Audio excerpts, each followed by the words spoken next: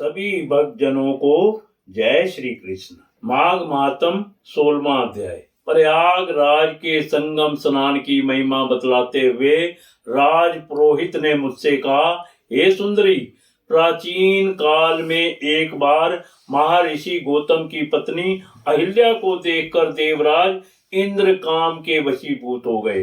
तब उन्होंने ऋषि गौतम का रूप धारण कर ऋषि पत्नी के साथ दुराचार किया। इंद्र का छल ज्ञात होते ही ऋषि पत्नी ने उन्हें श्राप दे दिया। श्राप से इंद्र का शरीर सहस्त्रों योनियों से आच्छादित हो गया। अपनी दुर्गति देखकर इंद्र स्वयं एक स्थान पर छिप गए। स्वर्ग में इंद्र को ना पाकर देवताओं ने बृहस्पति जी से पूछा, हे गुरुदेव, इंद्र का कोई पता नहीं है, कोई नहीं जानता कि वे कहाँ चले गए हैं। बृहस्पति जी ने ज्ञान दृष्टि से देखने के बाद देवताओं से कहा, इंद्र ने बिना विचारे जो पाप किया है, इस समय वे उसी का फल भोग रहे हैं। मुझे ज्ञात है कि इस समय वे कहाँ हैं।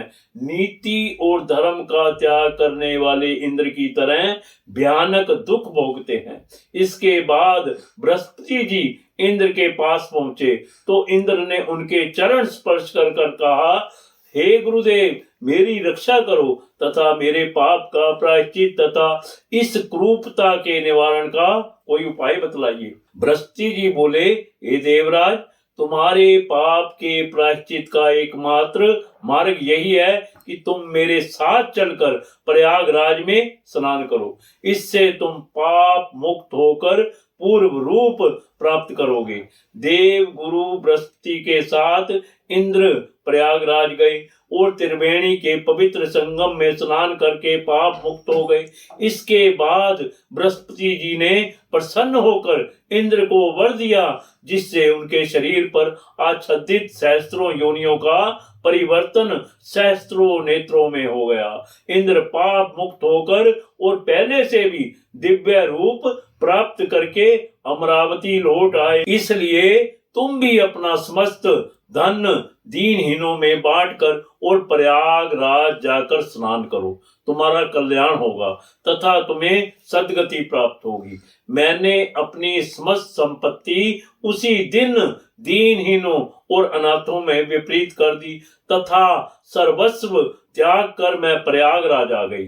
संगम जल में मात्र 3 दिन स्नान करने से मेरे समस्त पाप नष्ट हो गए।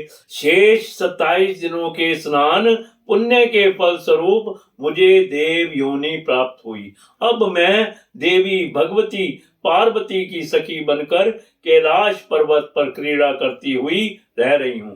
प्रयाग में माघ स्नान के फल से मुझे अपने पूर्व जीवन का वृतांत भी याद है। अतएव प्रयागराज के पवित्र स्नान के मातम को स्मरण कर मैं प्रतिवर्ष माघ के महीने में स्नान करने वहां जाती हूँ। माघ मातम 16वां अध्याय संपूर्ण।